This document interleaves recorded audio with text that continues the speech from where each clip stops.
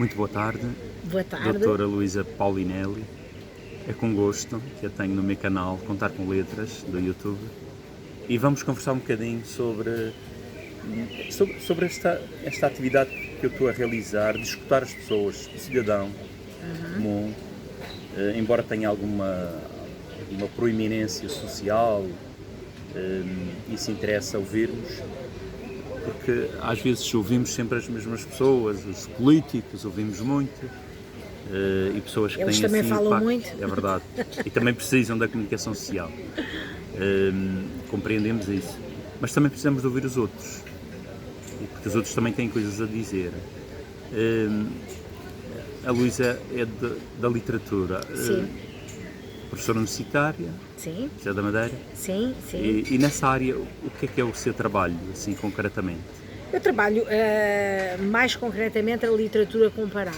Eu fiz o mestrado em literatura portuguesa medieval, sobre a guerra, na prosa historiográfica, a Guerra Santa e a Guerra Justa, portanto, como é que a doutrina da guerra aparece e como estrutura as crónicas e a prosa historiográfica, até 1450. Depois fiz o doutoramento em literatura comparada portuguesa e brasileira, mas também sobre o romance histórico, portanto eu tenho sempre esta vertente de paixão pela história, e depois fiz a agregação em estudos culturais, em multiculturalismo e lusofonia, que é a área que mais me apaixona e me encanta. Curioso. Dentro do romance histórico, qual é que é, digamos, a visão religiosa? Como é que é a imagem de Deus apresentada nesse enquadramento do romance histórico? Bem, é muito importante, porque se nós pensarmos, por exemplo, no primeiro grande romance histórico, que é uma espécie de arquétipo português, não no escocês, ele de facto começa com Walter Scott, mas se nós pensarmos no primeiro romance histórico que serve de modelo, é o do Eurico Presbítero, de Alexandre Herculano. Portanto, aí nós temos a religião como estruturante não só da própria personagem, não é? Que se torna presbítero e escolhe um lugar ermo para fugir um bocado àquilo que era a sua história pessoal e ao seu romance, que não tinha corrido muito bem, mas que é a personagem central e que vai estar numa posição privilegiada para compreender que talvez a sociedade tivesse deixado cair aqueles que eram os verdadeiros valores cristãos, estruturantes da própria sociedade, e por isso acabaram por se colocarem num perigo, que era um perigo real e físico, que foi a invasão a Moura. Mas também é interessante que, por exemplo, o primeiro romance histórico escrito aqui na Madeira por uma mulher, em 1855, Maria do Monte, é também o cura de São Lourenço.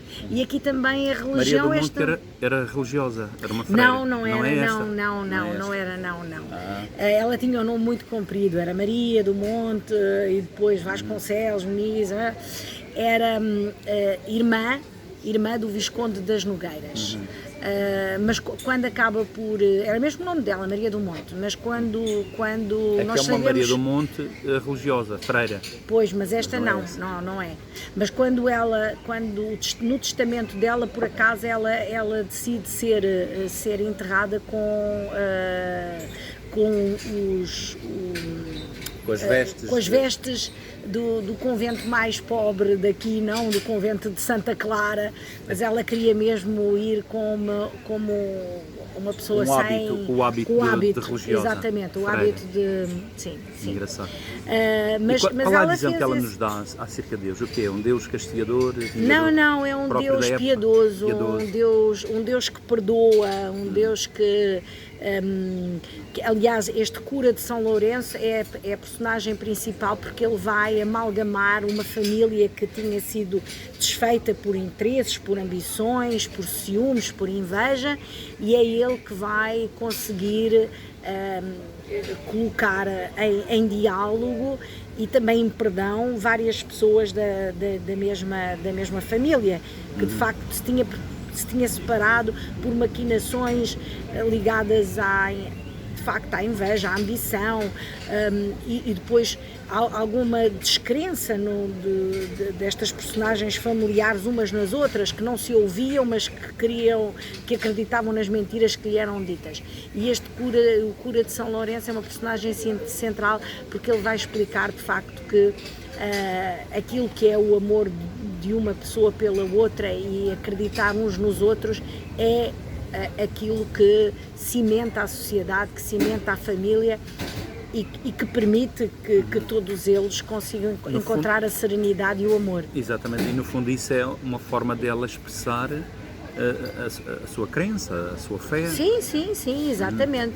Aliás, o cura de São Lourenço tem a ideia do cura, não é? Mas também a ideia do curador. Exato. Daquele que ajuda, sim, e a fé que perdoa. Como elemento curativo, exatamente, como era próprio dos tempos passados. Exatamente. A fé como realidade que curava, não só espiritualmente, mas até fisicamente. Fisicamente. Você acreditava nisso? Sim, porque também há partes do romance, porque é um romance do século XIX, portanto está cheio destes momentos mais que nós consideramos mais típicos deste tipo de romance, com várias peripécias, alguém que adoece e depois está para morrer, mas depois aparece alguém e ele reconhece esse alguém e esse alguém perdoa e depois ele já vive e fica ótimo e vive feliz e contente. Há assim uns momentos quase de ressurreição da pessoa que está quase a morrer e depois fica bem, e isso tudo tem a ver de facto com este poder curativo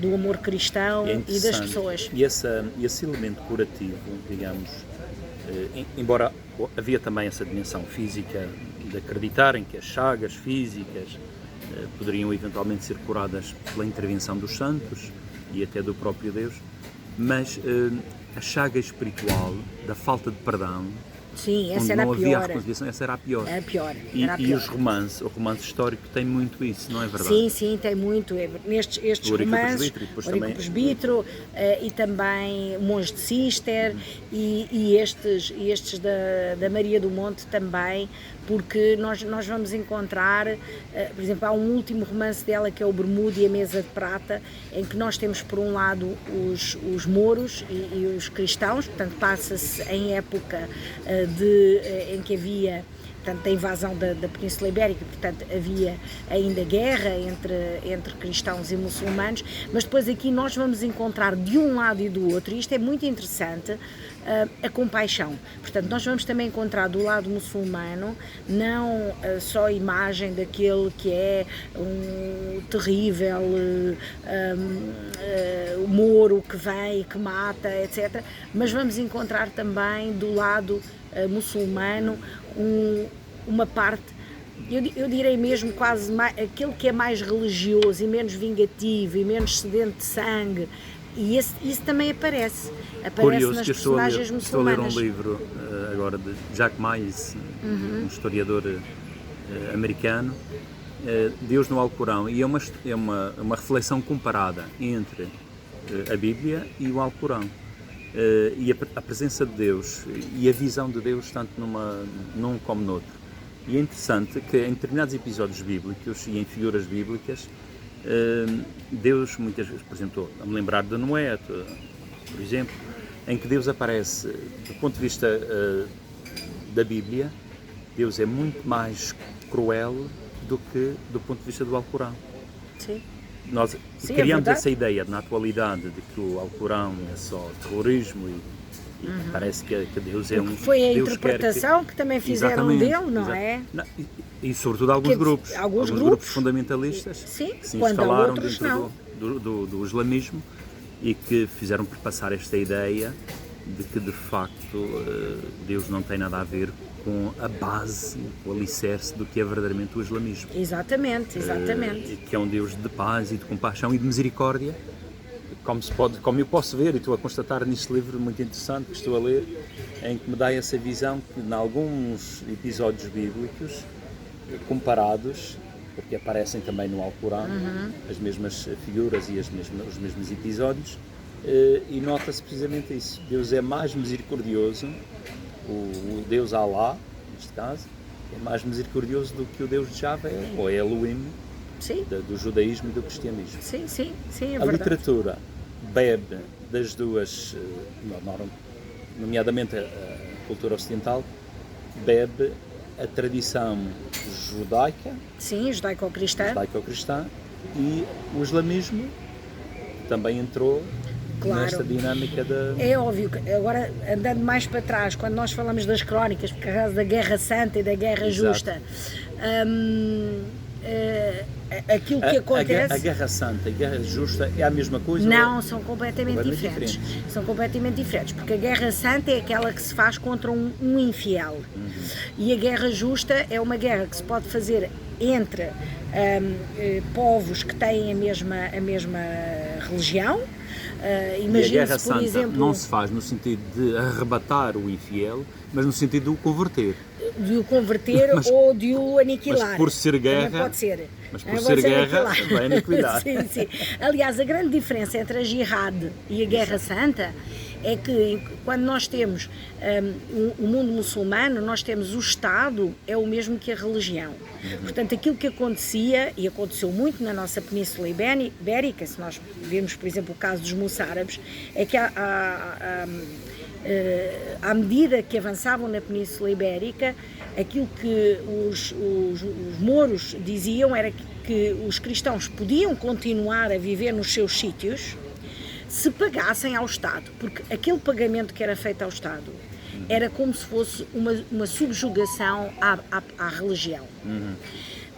O que acontecia do lado da Guerra Santa era que ou o infiel se convertia ou então era aniquilado, porque como não existe esta ligação entre o Estado e a religião, este pagamento que existia funcionava por si mesma. Exatamente, aquilo que o Estado Islâmico fazia, que a submissão bastava pagar e bastava dizer que a partir daquele momento ia submeter às leis do Estado Islâmico, para ele bastava.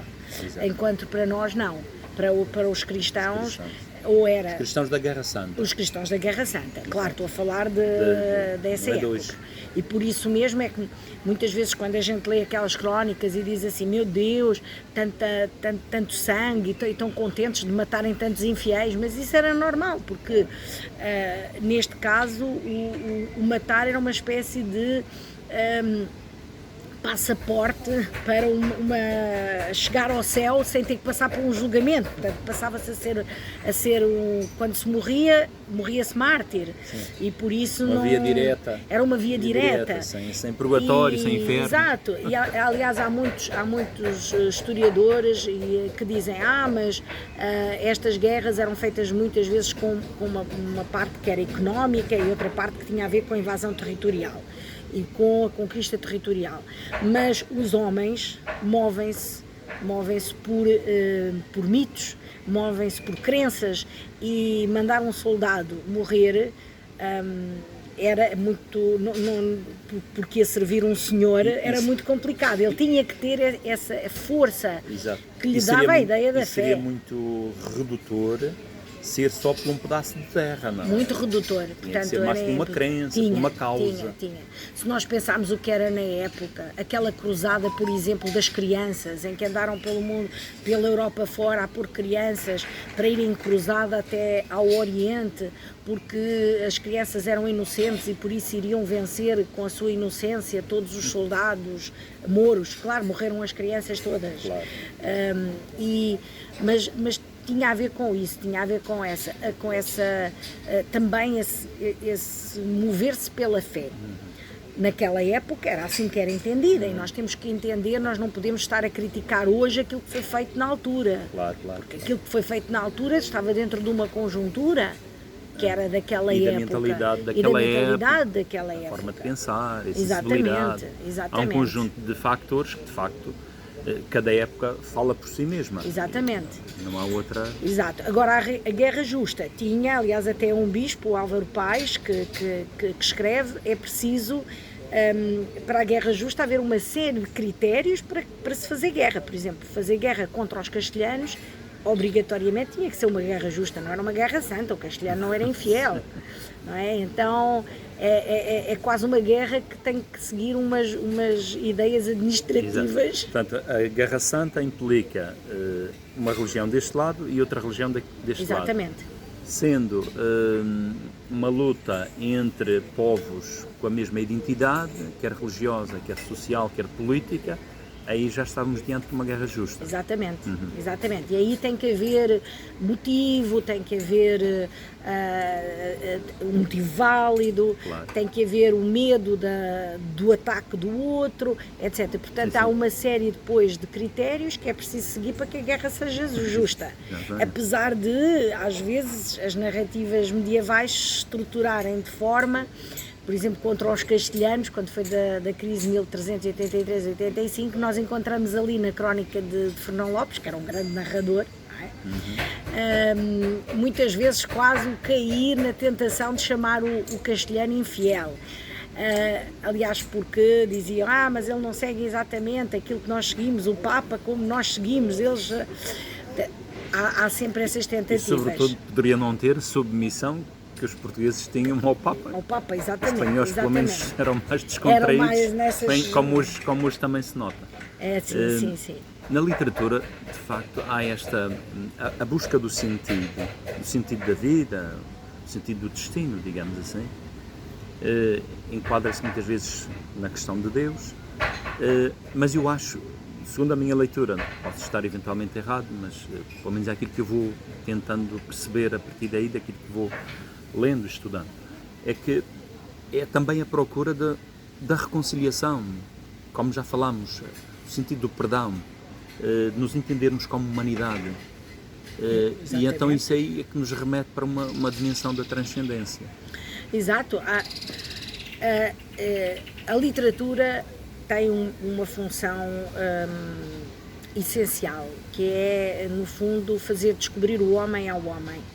E uma das preocupações do homem, quando olha para aquilo que é a sua vida, é primeiro perceber a sua efemeridade, perceber o que é o sofrimento e perceber também as coisas boas, o que é o amor, o que é a paternidade, a maternidade, o que é a amizade, o que é a sociedade. E nessa busca de si próprio e de dar respostas a si próprio, é óbvio que o homem tem que fazer uma sua busca espiritual. Muitas vezes um livro pode não ser exatamente cristão, isto é, ter, Sim. mas ele ser uma procura daquilo que é, no fundo, o âmago do homem, o segredo do homem, o mistério do homem. Isto é, porque é que eu estou aqui, não é? Porque é que eu sou homem e não sou pedra? Porque é que eu sou homem e porque é que aquela é uma planta? E porque é que eu sou homem face ao homem?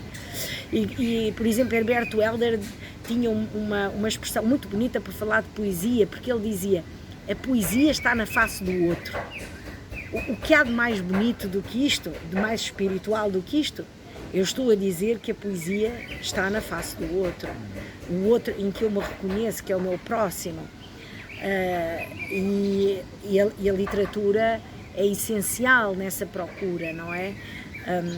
Não é por nada que tanto o Antigo Testamento como o Novo Testamento são escritos em histórias. Exatamente. São literatura. São literatura. Portanto, são maneiras de procura de algo, não é? Procura do transcendente, do transcendente no homem,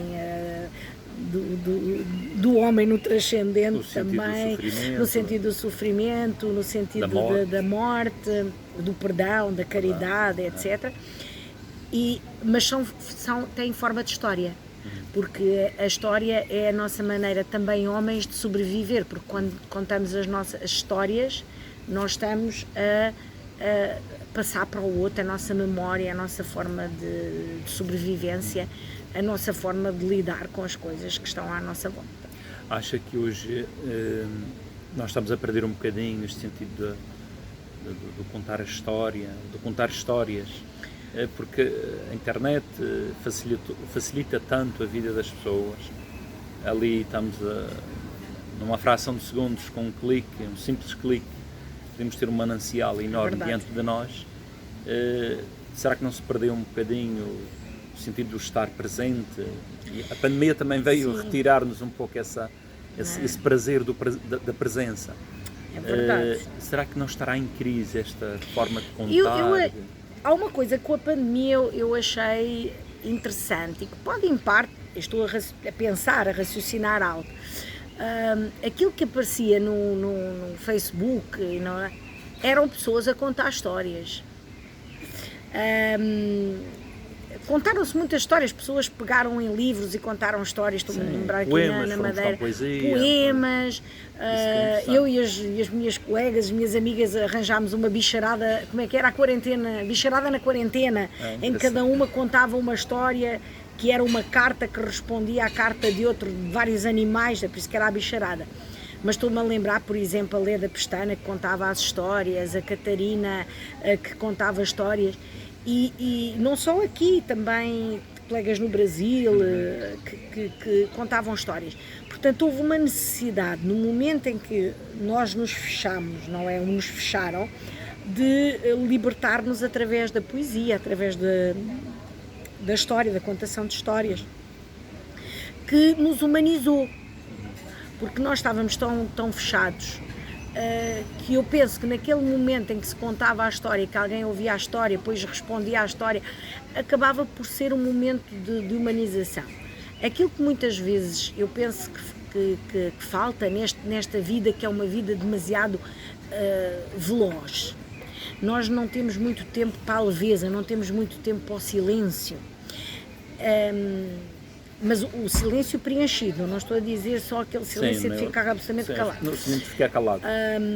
E de partilha desse silêncio, porque vivemos a vida com tanta velocidade e as redes sociais e toda a tecnologia é muito veloz e nós homens estamos a perder o nosso tempo. Portanto, a tecnologia anda mais depressa do que nós, é muito mais rápida do que nós. Tudo aquilo que nós fazemos, mandamos uma mensagem e rapidamente está do outro lado. Tudo é muito frenético, não é? Muito frenético e tudo muito espetáculo. E aquilo que se calhar falta muitas vezes é o contar histórias em família. Eu digo muitas vezes quando vou às escolas assim, contem histórias em família. Porque a coisa mais bonita era quando a minha avó me contava histórias daquilo que se tinha passado antigamente, a minha mãe me contava histórias da família, histórias também que se passavam com outras pessoas, porque essas memórias e esse passar de testemunho é algo que nos faz mais humanos, mais empáticos, conhecer mais experiências, perceber mais os outros. E quando eu vejo os meus alunos, por exemplo, nas licenciaturas e mestrados, e alguns deles não têm essa experiência, eu fico de facto muito triste, porque o mundo está a correr muito depressa e nós não estamos a passar o suficiente este momento de silêncio, que é o contar histórias, porque o momento de contar histórias também é um momento de silêncio. Não é? Sim, se um conta, alguém tem que estar a ouvir. Exatamente. E esse que está a ouvir tem que estar em silêncio. Em silêncio. E essa descoberta do silêncio para si acha que é o desafio mais importante dos nossos tempos? Acho que sim. Acho que nós vivemos de facto no sentido de contemplar o silêncio, sim, parar sim. para escutar. Sim. É isso. Sim. Acho que nós perdemos muito aquilo que o Italo Calvino diz que é a leveza, não é? A leveza do homem. Não o vazio, não leveza não no sentido de vazio, a leveza no sentido de despojamento, exatamente, despojar-nos daquilo que nos pesa para darmos tempo para ouvir os outros e para nos ouvirmos a nós próprios. Talvez nunca tínhamos tido uma época tão vazia como a nossa, não é? Também. Sim, Ao nós mesmo não tempo, tivemos... com muitas coisas Sim. E sem nada dentro. E às vezes, por exemplo, aquilo que eu sinto aqui que aconteceu, por exemplo, na primeira vaga da pandemia, é que nós ficámos todos muito empáticos. Ficámos todos muito... isto agora nunca mais vai ser como era antes, porque agora nós vamos compreender e dar valor à vida e vamos ser todos amigos uns dos outros e vamos fazer bolos para o vizinho e pão. E de repente veio a segunda e a terceira e de repente tornámos extremamente egoístas. Não, eu quero viver a minha vida, eu quero ter as minhas coisas, eu já estou farto disto, eu já estou farto de usar a máscara, quase como se fosse o contrário daquilo que se pensava que poderia acontecer. Olha, vamos sair disto seres humanos melhores. E de repente vemos um contrário, uma espécie de as pessoas cansadas da pandemia e já com muito pouca vontade de ser solidários com os outros, quer dizer, esquecemos as canções à varanda, esquecemos os bolos e o pão que dávamos ao vizinho. Mas eu Portanto, penso parece que nos cansamos mais rápido de sermos bons do que Sim, da própria pandemia, sim. porque na pandemia até nos estamos a organizar de maneira que Exatamente, vamos exatamente. encaixando aqui e ali, criando uma certa normalidade. Agora da outra parece que volta tudo ao que era de antes, não é verdade? Sim, é isso que... Egoístas, sim, desrespeitadores dos outros, sim, do ambiente. preocupados só com o nosso quadrado ou com o nosso centro, quando aquilo que se calhar nos devia ter dito a pandemia é que nós todos somos, não há outros, só há próximos, não é? E nós consequência da esquecemos. pandemia, andam alguns a fazer do mundo um chiqueiro. Um chiqueiro, A uma poluição tristeza. mantém-se, quer dizer, Sim. a gente vê máscaras no meio do chão. Exatamente. E depois até as nações, algumas nações, eu fiquei chocadíssima quando o Boris Johnson disse que tinham conseguido vacinar muito mais pessoas porque tinham contado com o lust e tinham contado com a ganância e com o sistema capitalista. Isto é, nós pagámos mais e as empresas farmacêuticas, porque são gananciosas, Produziram mais, mas para ganhar dinheiro. Mas para aqueles que pagaram mais. Exatamente. E aquilo que ele disse foi: nós pagámos mais e por isso, em vez das vacinas terem ido para outros países, vieram para nós. eles. E claro, depois as pessoas ficaram muito chocadas e ele lá disse: não era bem isso que eu queria dizer, mas aquilo que ele disse foi isso mesmo. Venceram a guerra das vacinas porque contaram com a hipocrisia e com a ganância dos outros. Exatamente. E nós vemos o que está a acontecer no Brasil, o que está a acontecer na Índia. Como é que é possível nós estarmos na nossa situação e não vermos que aqueles homens e aquelas mulheres estão a sofrer imenso, não é? Portanto, a solidariedade também dos países vê-se aqui, como aqueles coitados em Ceuta que vêm a nado e depois aqueles que não os deixam entrar. Portanto, Há uma coisa muito interessante deste livro, O Deus no Alcorão, sobre o episódio de Caim e Abel, em que Deus diz a quem mata um homem, mata a humanidade. Quem salva um homem, salva a humanidade. Exatamente. Faz-me impressão esta nossa insensibilidade em relação à mortandade que todos os dias aparece, ainda relacionada com o Covid. Como é que isto não nos entristece? Como é que isto não nos torna... É o que eu digo, alguns dizem: já estamos. Agora, a preocupação de muita gente é onde fazer férias. E não que o outro ser humano como nós esteja a sofrer. E a preocupação é: eu não posso passar mais um ano sem fazer férias. Portanto, porque lá está, parece que a vida tem que ser vivida toda muito depressa, que a gente não tem outra hipótese para viver a vida. Eu falava com o meu filho e ele dizia-me assim: os meus colegas disseram, isto é uma grande chatice porque nós agora que somos jovens e que devíamos estar na universidade é que devíamos estar a gozar a vida. E eu disse: não, gozar a vida é estarem vivos e saber que os vossos avós estão vivos e que os vossos pais estão vivos e que podem gozar a vida todos juntos. E gozar a vida devia de ser pensar que eu quero deixar um mundo melhor do que eu encontrei. Exato. Devia ser nesta perspectiva. Embora se tenha perdido essa noção da marca boa que eu posso deixar. Sim, é verdade. E isso nota-se às vezes muito nos jovens, quando existe às vezes uma espécie de... pensam que nós estamos a falar em clichês, mas não são clichês. É verdade, porque eu acho que cada um de nós, no seu pequenino centímetro, consegue fazer sempre qualquer coisa. E podia fazer a diferença, não é? É óbvio. Mostrar que, a partir dali, podia ser um sinal para o mundo, para a universalidade, a globalização, como se chama hoje. É verdade. Esta globalização da consciência de que somos humanidade e daquilo que o Papa Francisco fala que somos fraternidade, ou que devemos construir a fraternidade, não acontece, não é? E é uma pena, porque aquilo que os neurocientistas, não é, nos vieram dizer é que nós temos neurónios espelho, que são os neurónios da empatia, e que são os neurónios que nos permitem sentir a simpatia. Não simpatia por alguém, mas a tal simpatia empática. E que o nosso cérebro se desenvolveu compreendendo os outros. Os neurónios espelho são a compreensão do outro, não é? A compreensão do sentimento de dor, do sentimento de felicidade, etc. E isso está ligado à nossa evolução como homens. Se nós perdemos essa parte do nosso cérebro, que é a empatia, nós estamos a perder também aquilo que nos torna humanos. Que nos torna humanos, não é? E eu tenho um amigo, um grande cardiologista, cientista, que esteve até na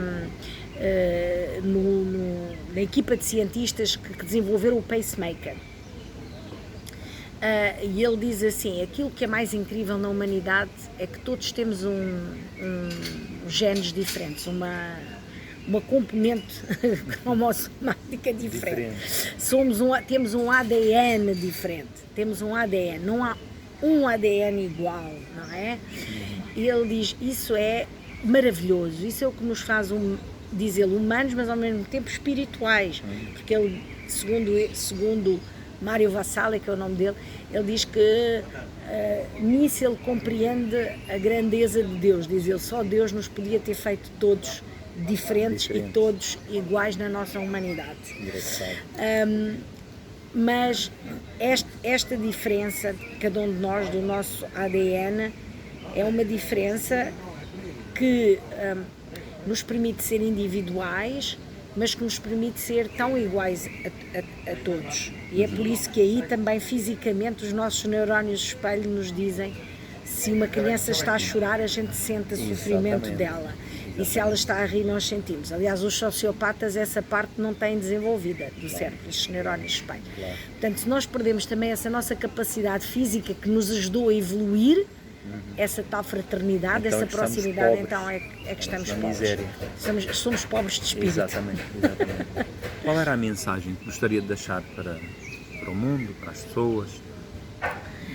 Eu acho que a mensagem maior, se eu tivesse que deixar assim qualquer coisa, era que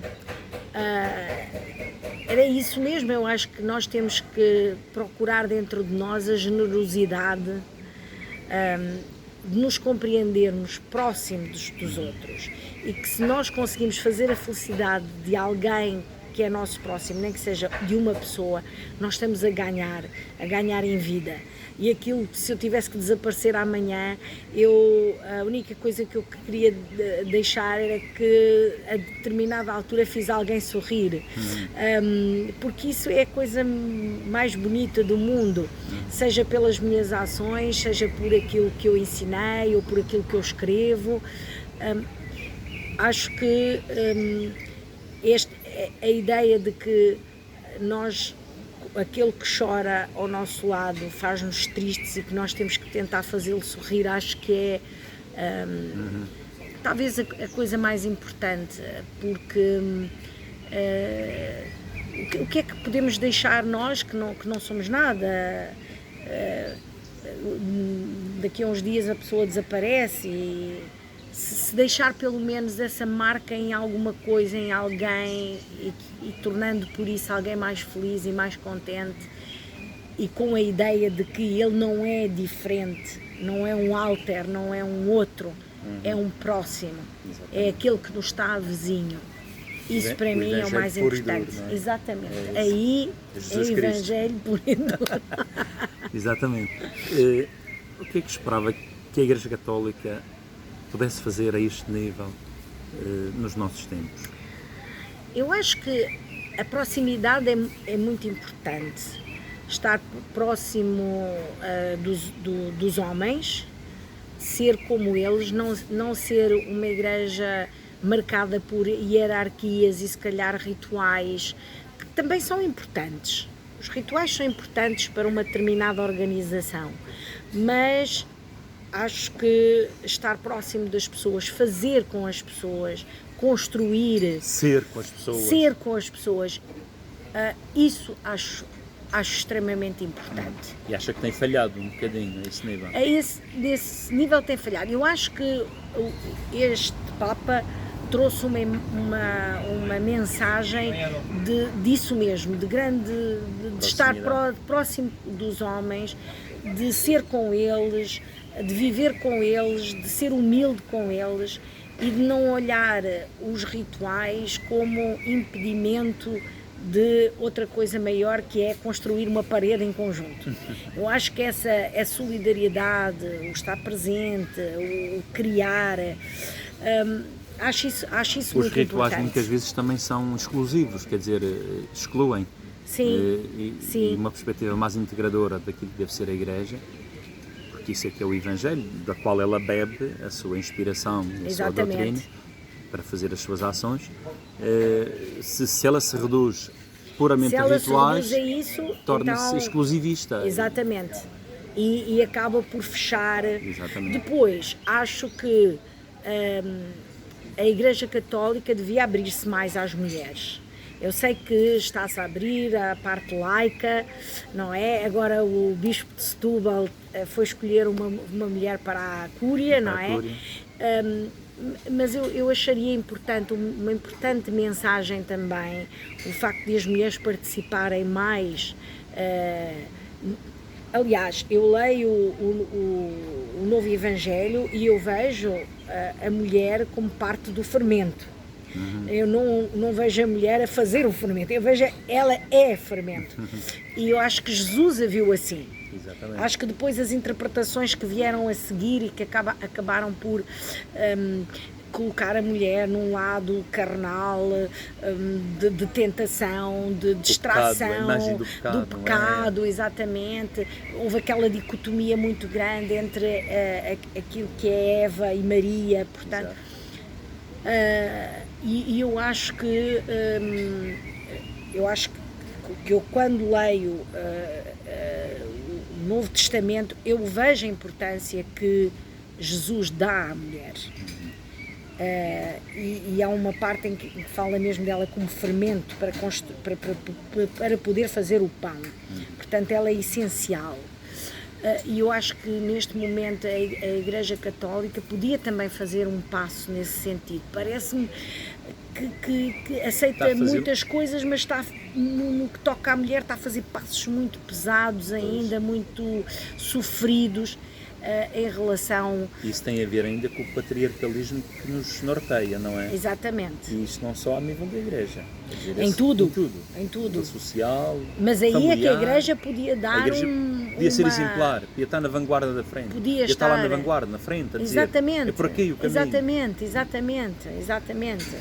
Porque eu penso que... O Papa Francisco tem várias coisas que escreveu sobre as mulheres, dizendo, aliás, acho que há agora não consigo dizer exatamente onde é que escreveu isso, mas em que diz que, de facto, as mulheres durante séculos talvez tenham sido aquelas que sofreram mais por uma certa marginalização e que a mulher deve ser integrada na Igreja e deve fazer parte de uma forma laica, mas também de uma forma mais ativa, religiosa, não é? Porque que é importante. E isso, por exemplo, eu acho que seria também uma...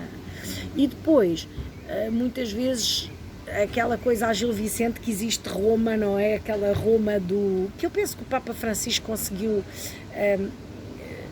desconstruir muito, mas que existe uma Roma muito rica, um Vaticano muito rico, muito político, muito... E isso também afasta as pessoas. As pessoas podem dizer, não, é que esta gente vive toda ali num palácio e tão longe de nós, que é um alto o alto da feira do Gil Vicente. Do Gil Vicente. E isso, mas eu acho que este Papa, eu gosto muito do Papa Francisco, e acho que este Papa nesta área tem sido tem muito vindo a buscar novamente, ou a recuperar os valores da humildade, os valores de lá está, de ser igual, de estar, e de ter as mesmas... dessa dimensão das mulheres. Exatamente, portanto eu acho, acho que isso tem feito muito bem. E também ele tem feito um trabalho que para mim parece muito interessante, aos tempos que a gente vive, uns tempos em que o outro está a voltar a ser uma ameaça para determinadas camadas sociais, e o Papa começa a dizer não, somos todos humanos, todos irmãos, é preciso acolher os refugiados, que fogem da guerra. Exatamente. Tem sido um drama tremendo. Tem sido um drama tremendo. E ele tem tido a coragem de falar acerca disso. O quanto é importante acolher as pessoas. E de criar pontes também com outras religiões, que é importante.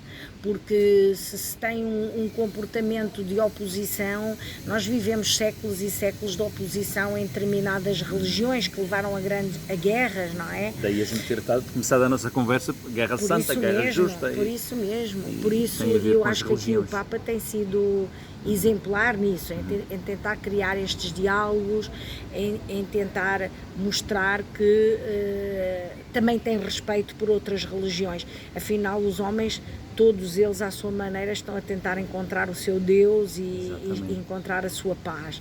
E por isso, e é esse respeito que é importante. De tal forma que até hoje a questão prioritária, que também foi lançada pelo Papa, é a questão da ecologia.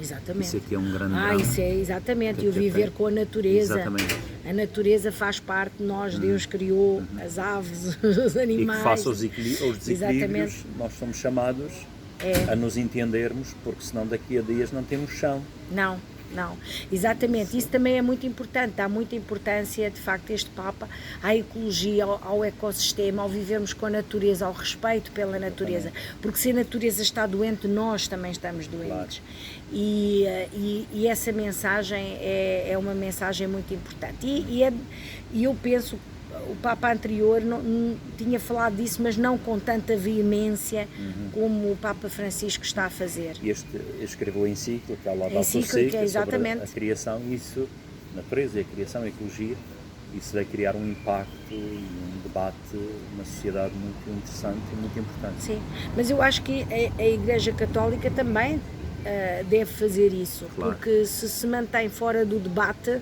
então perde aquilo que interessa às pessoas, não é? As preocupações das pessoas, preocupações também têm que ser vistas naquilo que é. Muito obrigado por este pedaço de tempo que me deu. Foi um prazer. Foi um gosto e tocou aqui em aspectos que são muito importantes, nomeadamente este das mulheres. É interessante que eu tinha algum receio de tocar no assunto, mas quando uma mulher me confronta com o assunto, ainda mais satisfeito eu fico. Portanto, muito obrigado. Obrigada eu.